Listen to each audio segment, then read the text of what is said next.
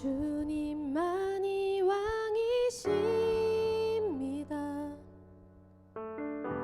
주님만이 왕이십니다. 주님만이 왕이십니다. 주님만이 왕이십 내 삶에 내 삶에 내 삶에 내 삶에 내 삶에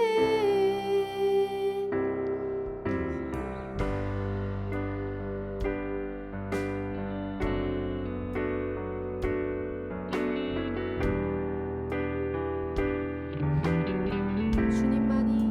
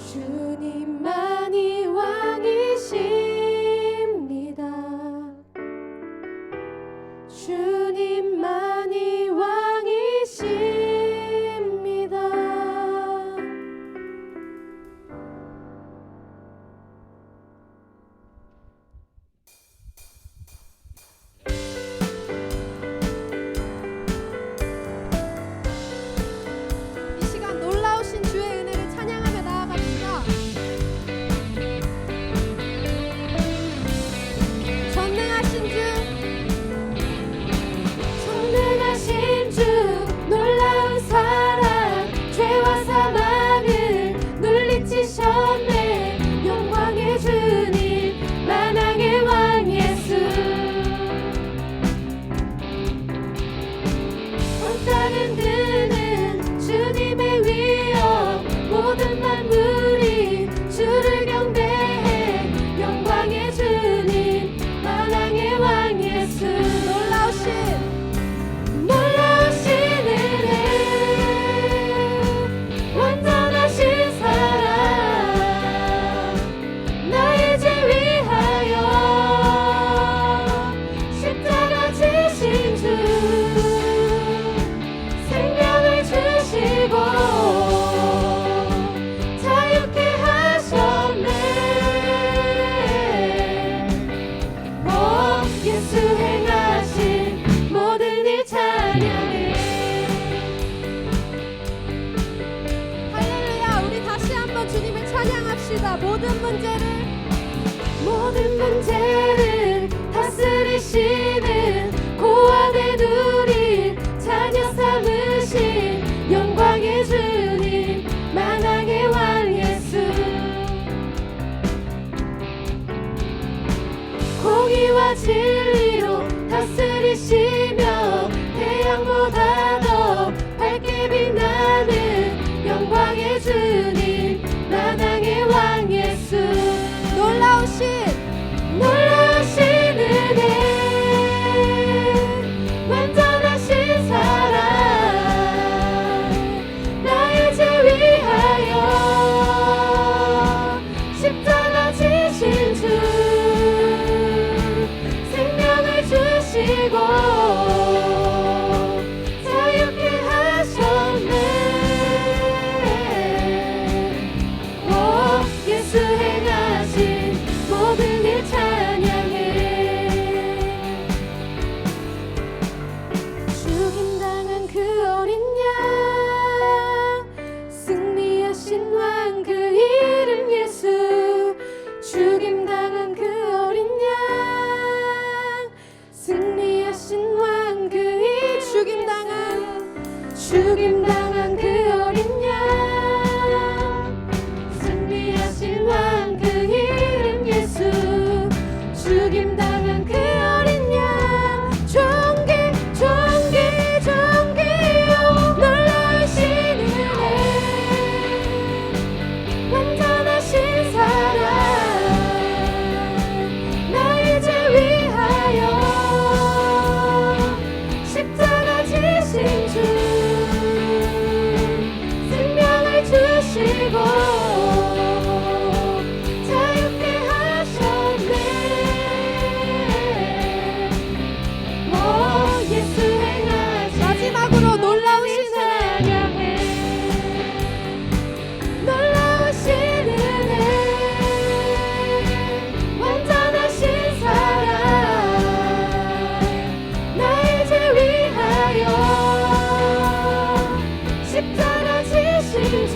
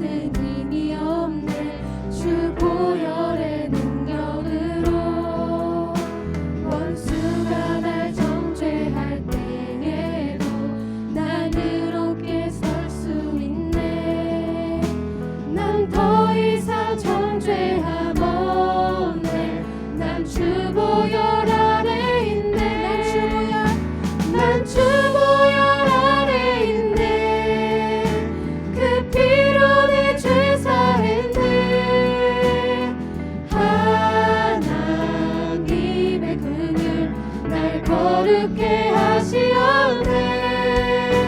난 주보혈 아래 있네. 난 원수의 어떠한 공격에도 더 이상 넘어지지 않네. 난 주보혈 아래 있네.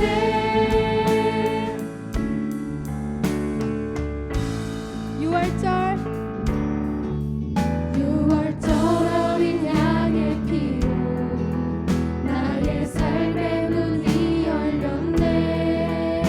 저둠의 권세는 힘이 없네. 주 보혈의 능력으로 원수가 날 정죄할 때에도 난 의롭게 설 수 있네. 난 더 이상 정죄함 없네. 난 주보혈 아래 있네. 난 주보혈 아래 있네. 그 피로 내 죄 사했네. 하나님의 분을 날 거룩해 하시었네. 난 주보혈 아래 있네. 난 원수의 어떠한 공격에도 더 이상 넘어지지 않네. 난 주보혈 아래 있네.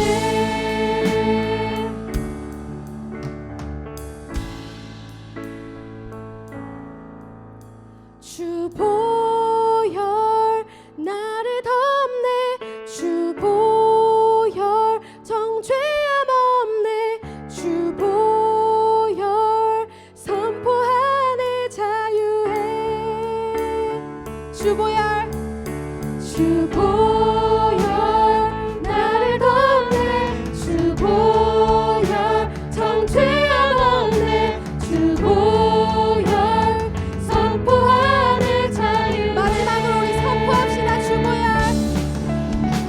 주보혈 나를 덮네. 주보혈 정죄함 없네. 주보혈 선포하네 자유해. 난 주보혈 아래 있네. 그 피로 내 죄 사했네. 하나님의 분을 날 거룩해 하시었네. 난 주보혈 아래 있네. 난 원수의 어떠한 공격에도 더 이상 넘어지지 않네. 난 주보혈 아래 있네. 더 이상 넘어지지 않네. 난 주보혈 아래 있네. 더 이상 넘어지지 않네. 난 주보혈 아래 있네.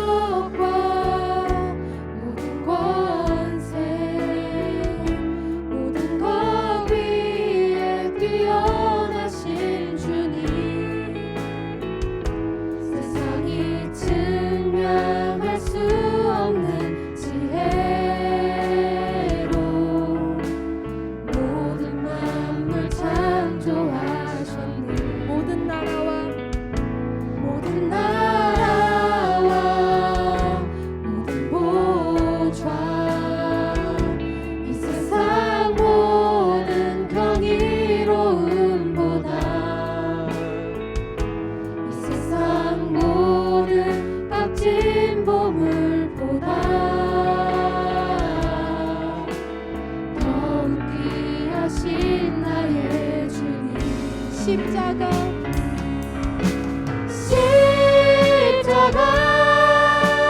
고통당하사 버림받고 외면당하셨네. 짓밟힌 장미꽃처럼 나를 위해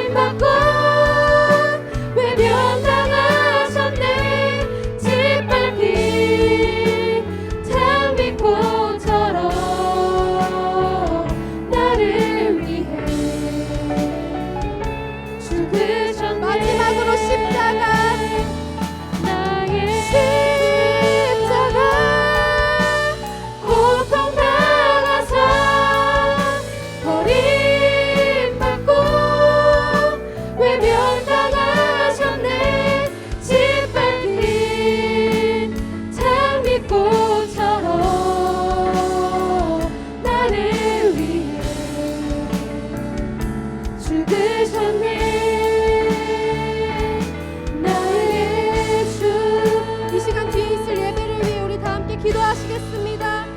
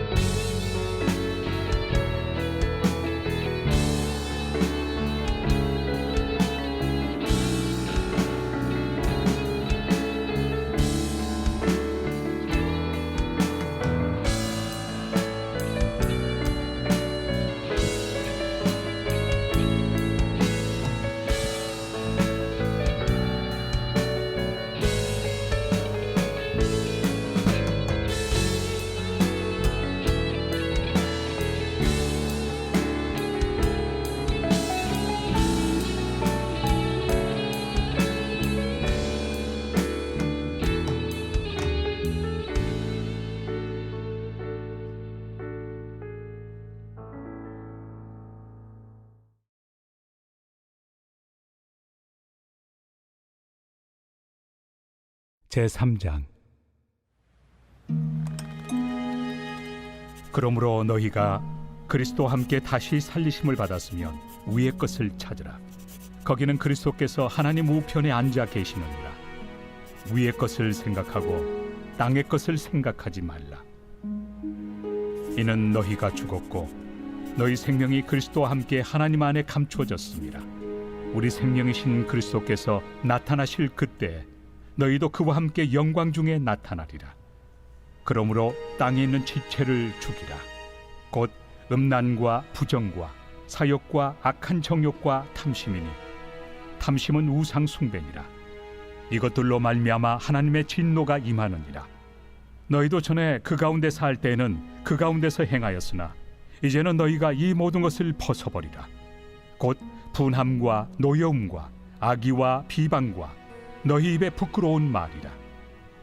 너희가 서로 거짓말을 하지 말라. 옛사람과 그 행위를 벗어버리고 새 사람을 입었으니 이는 자기를 창조하신 이의 형상을 따라 지식에까지 새롭게 하심을 입은 자니라. 거기에는 헬라인이나 유대인이나 할례파나 무할례파나 야만인이나 스구디아인이나 종이나 자유인이 차별이 있을 수 없나니 오직 그리스도는 만유시요 만유 안에 계시니라. 그러므로 너희는 하나님이 택하사 거룩하고 사랑받는 자처럼 긍휼과 자비와 겸손과 온유와 오래 참음을 옷 입고 누가 누구에게 불만이 있거든 서로 용납하여 피차 용서하되 주께서 너희를 용서하신 것 같이 너희도 그리하고 이 모든 것 위에 사랑을 더하라. 이는 온전하게 매는 띠니라. 그리스도의 평강이 너희 마음을 주장하게 하라.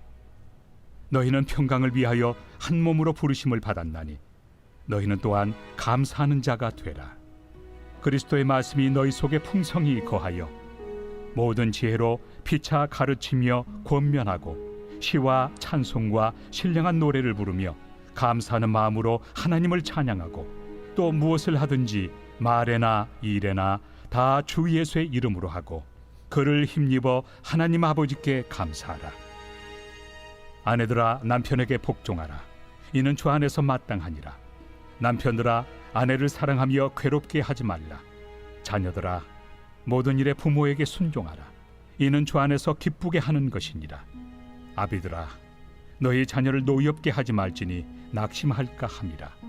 종들아 모든 일에 육신의 상전들에게 순종하되 사람을 기쁘게 하는 자와 같이 눈가림만 하지 말고 오직 주를 두려워하여 성실한 마음으로 하라.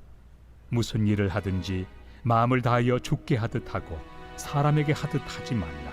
이는 기업의 상을 주께 받을 줄 아나니 너희는 주 그리스도를 섬기느니라.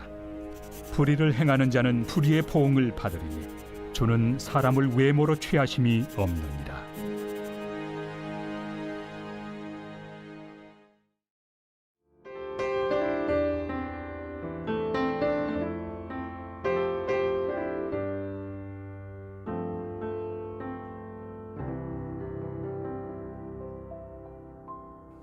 우리는 하나님의 은혜를 알아야 되고 부모의 은혜를 잊지 말아야 되고 그리고 나를 도와줬던 사람들을 잊지 말아야 합니다. 은혜를 아는 사람은 절대로 은혜를 아는 사람은 배신하지 않습니다. 은혜를 모르니까 그러는 거죠. 안갚음도 하고 배신도 하고 뒤돌아서기도 합니다. 성경에도 은혜를 알고 감사를 드린 분들이 너무 많죠. 대표적인 감사와 은혜를 알고 감사를 드렸던 대표적인 사람을 구약에서 한 사람, 신약에서 한 사람 고르라고 한다면 구약에서는 당연히 다윗을 고를 것이고 신약에서는 바울이 아닐까 생각을 합니다. 이 두 분은 어떤 상황, 어떤 환경 속에서도 굴하지 않고 하나님의 존재를 신뢰하고 믿음으로 그의 삶들을 이끌어 갔고 그리고 하나님 앞에 늘 하나님을 찬양하고 송축하고 감사를 드렸던 사람들입니다. 그 환경은, 상황은, 정황은, 사건은 그렇지 않았는데도 불구하고 그들은 그렇게 늘 하나님 중심으로 살아갔다는 것을 우리가 너무나 잘 알고 있습니다.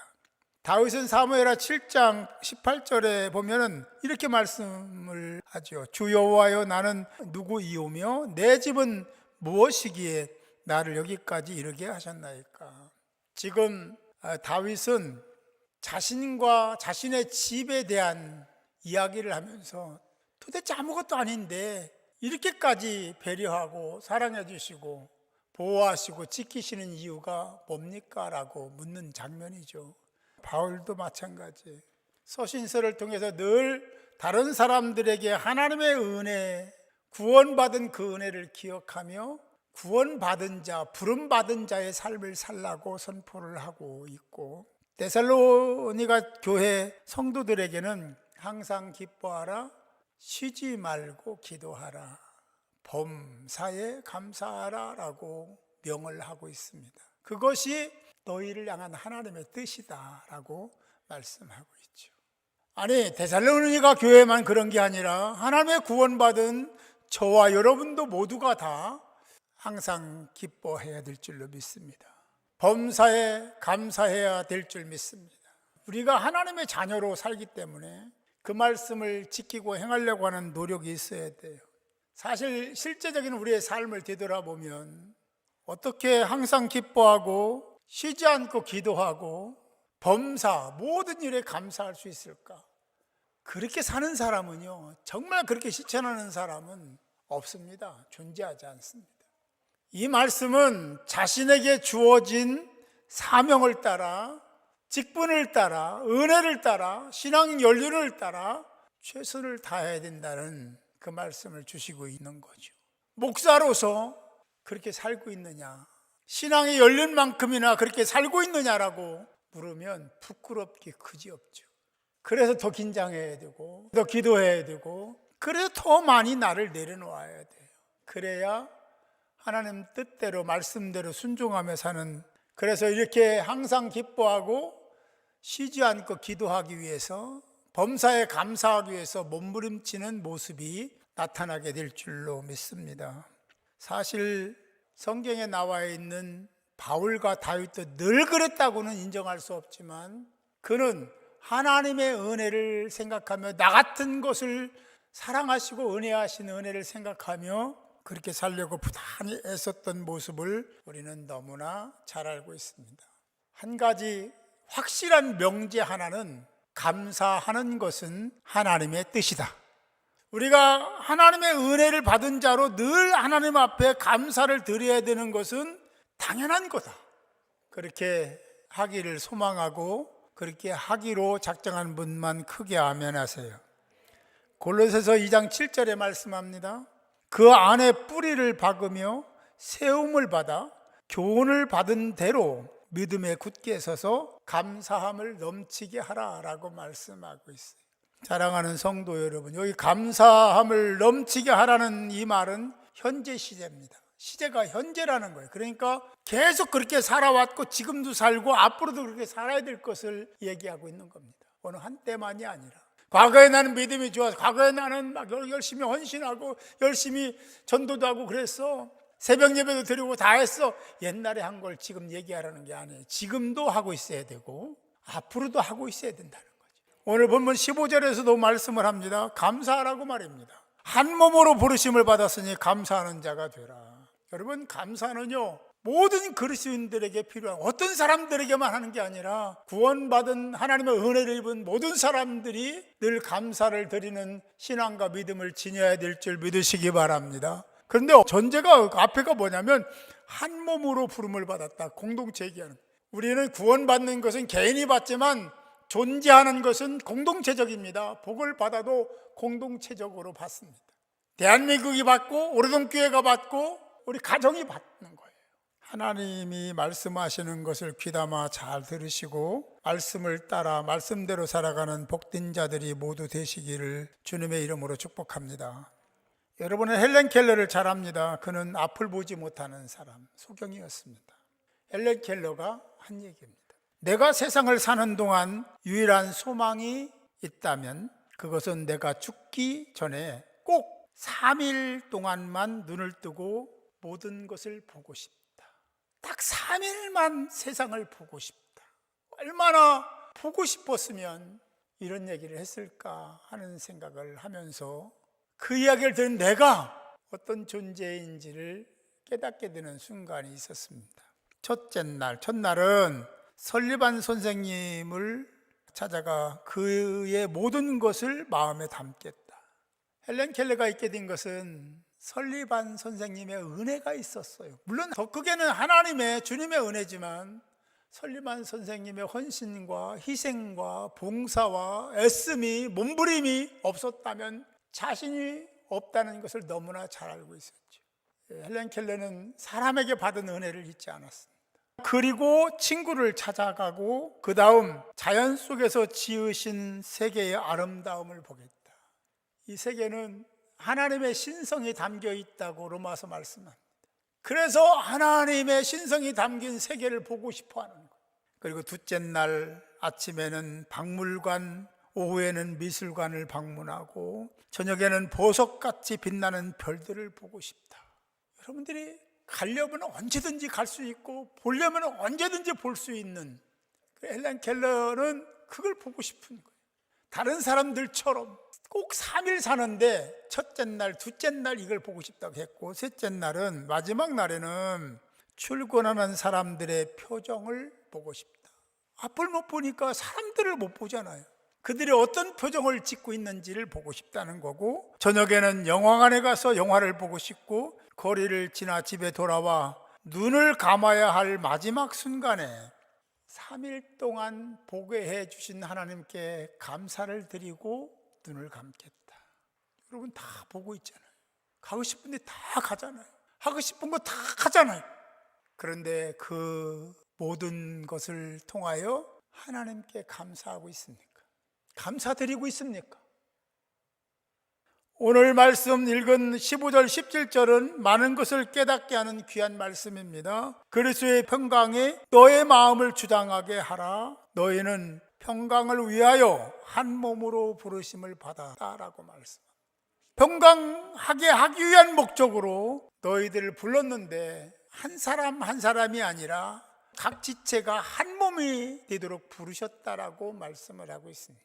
그리고 그 안에서 모든 일들, 모든 사건들 속에서 여전히 하나님을 현재 시제니까 늘 감사하는 사람이 되라고 그렇게 말씀하고 있습니다.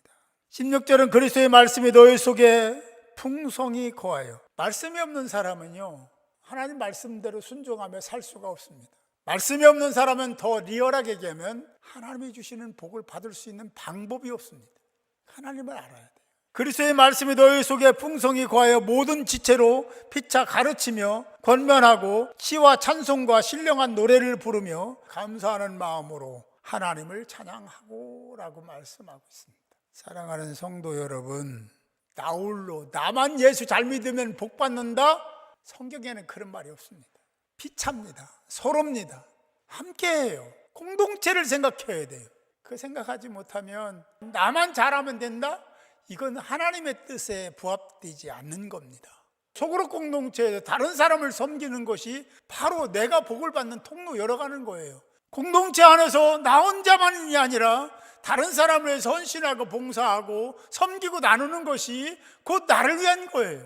그래서 우리 교회가 소그룹 하고 있습니다. 또 17절의 말씀은 또 무엇을 하든지 어떤 일을 하든지 말에나 일에나 다 주 예수의 이름으로 하라. 주 예수 이름으로 하라. 여러분 열심히 뭔가를 위해서 노력하고 애쓰고 계시죠? 직장에서, 사업장에서, 가정에서든 어디에서든 뭔가를 목적으로 열심히 뭔가를 하고 있을 겁니다. 그런데 여러분 물어볼까요? 예수의 이름을 왜 합니까? 여러분 속으로 대답해 보세요. 예수 이름을 그 위해서 그걸 하는지 아니면 나를 위해서 하는지. 성경은 어느 곳을 봐도 나를 위해서가 아니라 하나님을 위해서 은혜 받은 자가 부름 받은 자가 해야 될 일이 하나님 나라를 위해서 그의 의를 위해서 타자를 위해서 살아야 된다라고 계속 말씀하고 있어요. 근데 그걸 우리가 깨닫지 못하는 사람들이 주변에 너무 많이 있다는 거예요. 오랫동안 예수 믿었는데도. 여기 보면 다 주 예수의 이름으로 하고 그를 힘입어 하나님 아버지께 또 뭐라고 했어요? 감사하라 라고 말씀하고 있습니다. 그리스도의 평강의 말씀이 너의 마음을 주장하게 하고 너의 마음에 풍성이 거하도록 준비된 자가 되라. 반복적으로 언급하고 있는 말씀 하나는 그런 상황 속에서 여전히 감사해라. 감사는 현재 시제라고 했습니다. 계속해서 과거에도 그렇게 해왔어야 되고 지금도 감사해야 되고 앞으로도 감사해야 되는 거예요. 그렇게 믿으시면 아멘. 오늘 말씀의 제목이 체질화된 감사입니다. 체질화됐다는 것은 내 몸에 익숙하게 한다라는 의미를 갖고 있죠. 어떤 것을 의지적으로 의도해서가 아니라 오토매틱처럼 자동적으로 감사할 수 있는 신앙이 내 몸에 영에 체득되도록 그를 체질화라고 얘기를 합니다. 감사는 그래야 된다.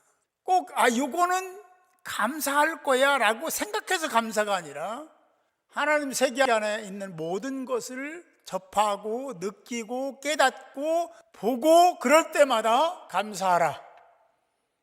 할렐루야. 이 하나님의 말씀이고 명입니다. 하나님의 은혜를 잊지 않고 그분을 따르는 여러분들이 되시기 바랍니다. 부모님의 은혜를 잊지 않고 부모를 잘 섬기는 여러분들이 되시기 바랍니다. 나에게 은혜를 베푼 고마운 분들을 잊지 말고 그들에게 늘 감사할 수 있는 자들이 될 수 있기를 바랍니다. 교회 공동체 안에서는 예수 그리스도가 중심이 되어야 되고 말씀의 가치를 가져야 되고 우리가 정해놓은 것들에 의해서 움직이는 게 아니라 이미 있는 말씀대로 살아가는 하나님의 사람들 되어야 될 줄 믿습니다. 범사에 감사하시기 바랍니다. 좀 더 예리하고 예민한 신앙 속에서 마음과 정성을 다해 추수감사 절기를 지키고 더 나아가서는 매일매일 감사를 생활화하는 체질화시키는 복된 저와 여러분들이 되어서 하나님께는 기쁨이 되고 영광이 되고 여러분 모두에게는 하나님의 큰 사랑을 받는 통로, 그 게이트 문이 될 수 있기를 주님의 이름으로 축복합니다.